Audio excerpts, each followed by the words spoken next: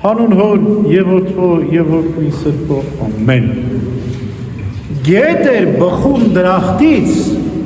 բաժանվում էր 4 ճյուղերի, ոռոգում էր ողջ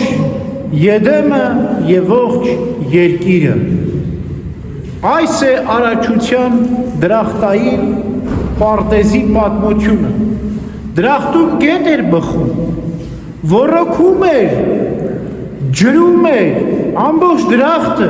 երկիրը եւ 4 ճյուղերի, 4 վտակների էր բաժանվում։ Անուններն էին Եփրատ, Տիգրիս, Ճորող եւ Փիսոն։ Այս 4 գետերն էին, որ ոռոգում էին, կենթանացնում էին դրախտը եւ ողջ երկիրը։ Եվ մեր նախաստեղծ ծնողը Ադամը եւ Եվան այս գետի ջրից էին խմում եւ կենարար ջրի աղբյուրի նման իրենց լցնում էր, հագեցնում էր։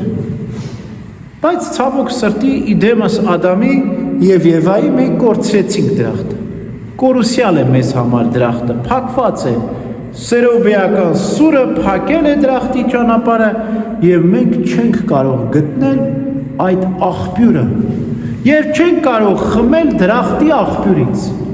Ուրեմն այսպես ծարավ մնանք մենք, մեր հոգին չոռոգվի, բա ո՞րն է մեր դրախտը, որտեղ է այդ կլինած ջրի աղբյուրը։ Եկեղեցին է։ Այսօր նոր դրախտ է Տերը հաստատել։ Այս եկեղեցին նոր դրախտ է, որ հրեշտակներն են պահպանում։ Պատվիաններն է մեր պահպանությունը, եթե մենք պատվիանները պահում ենք, ապա հրեշտակի սուրը մեզ հետ է, դրախտում ենք եւ ոչ ոք չի կարող մեզ մոտենալ։ Դրախտը փահեց, պահպանվեց, մենք էլ մեջն ենք։ Մա որտեղից պիտի ջուր խմենք։ Կենթանանար ջրի աղբյուրը Սուրբ Հոգին է, ասում է մեր Տերը Հիսուս Քրիստոս։ Այն ձեր միջից պիտի բխի, մենք էլ ենք դրախտ։ Սուրբ եկեղեցին, մկրտության ավազանը, Սուրբ խորհուրդները կենթանանար ջրի աղբյուր են, որտեղ Սուրբ Հոգուց են բխում։ Եվ առավել եւս Սուրբ Հոգուց բխում է ավետարանը, Սուրբ Գիրքը, ավետիս նշանակում է բարի լուր, ավետարան նշանակում է շատ բարի լուրեր, շատ, ինչքան բարի լուր գիտեք դուք, ինչքան լավ խոսք գիտեք, ինչքան Աստծո մասին բարին գիտեք, դա ավետարանի մեջ է, ավետարան, ավետիսների մատենադարան, սենց ասեմ, ավետարան նշանակում է դարան, ավետիսների դարան, եւ ահա այս կենաց ջրի աղբյուրը, Սուրբ Հոգու աղբյուրը 4 վտակների է բաժանվում։ Մատթեոս, Մարկոս, Ղուկաս, Հովհաննես, այսօր այս 4 ավետարանիչների տոնն է։ Մենք եթե ուզում ենք ծարավենք, պետք է ավետարանը բացենք, կարդանք, մեր հոգին հագենա։ Սուրբ Եփիփան Կիպրացին ասում է, երբ որ մենք նայում ենք Սուրբ գրքին ավետարանին, չար խորհուրդները փախչում են։ Ելուր մնաց, որ բացենք կարդանք։ Կենթանանար ջրի նայելուց արդեն չարը փախչում է, իսկ կարդալուց, խմելուց այդ ջուրը հագենում ենք, լցվում ենք ու հարստանում ենք։ Մատթեոս գրվել է Անտիոքում։ Անտիոքը ո՞րն է։ Ըստ Սուրբ Գրիգոր Տաթևացու արևելքն է։ Գրվել է եբրայերեն։ Արևելքը պահպանում է Մատթեոս ավետարանը, երկրի արևելքը։ Ինչպես ասում է, 4 գետերը շրջում են ամբողջ երկիրն են ոռոգում, այդպես էլ 4 գետերը Մատթեոս, Մարկոս, Ղուկաս, Հովհաննես Աստծո կենթանար ջրի աղբյուրն են, որ ոռոգում են ողջ երկիրը։ Արևելք գնում է Մատթեոսը, Անտիոք, արևելքն է։ Հետո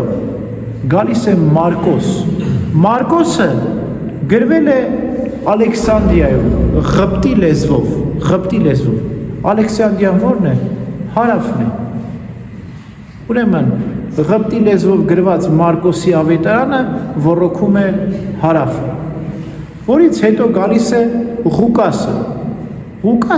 Ղուկասու ավետարանը գրվել է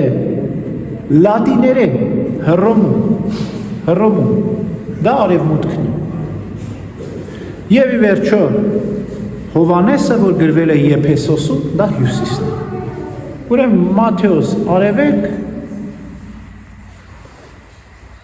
Մարկոս հարավ, Հռոմ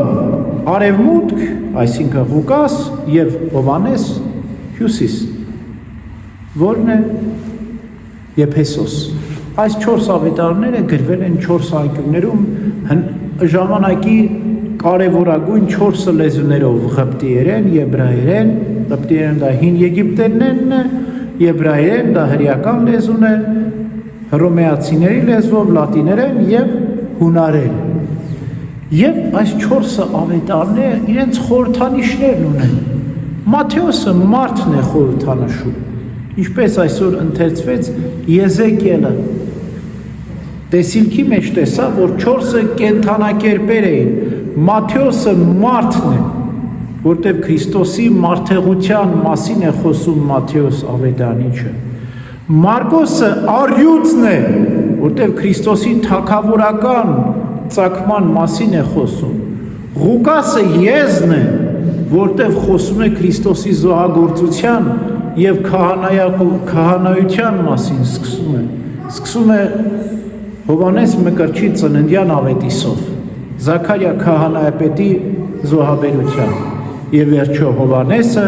որ արծիվն է։ Հովանեսը միայն Հովանեսը երկնքում է, ինչպես արծիվն է երկնքում։ Մնացածը մարդը, առյուծը, եզը երկրի վրա է։ Հովանու ավետարանը իրապես թրջում է, սավառնում է։ Ի սկզբանե էր խոսքը Աստծո մոտ է, խոսքն Աստված է։ Այսպես է սկսում Հովանու ավետարանը, կարծես սավառնում է երկնքում եւ աստվածային սիրո խորհուրդներ է իջեցնում մեր վրա։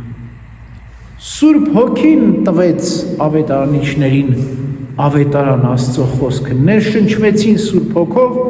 ու գրեցին ավետարանի խոսքերը։ Սուրբ Հոգին սուրբ է։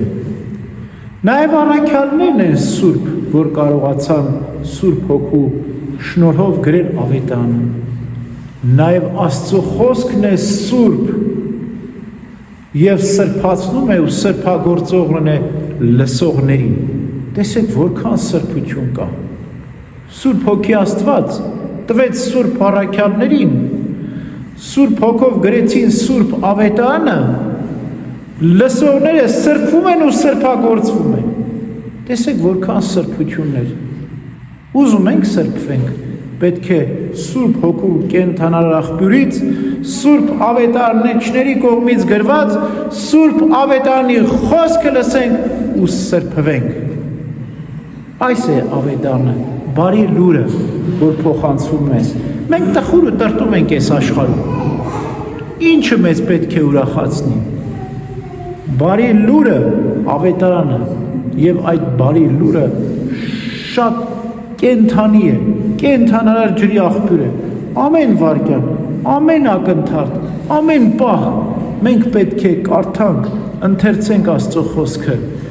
Ճանաչենք Մատթեոսին, Մարկոսին, Ղուկասին, Հովանոսին,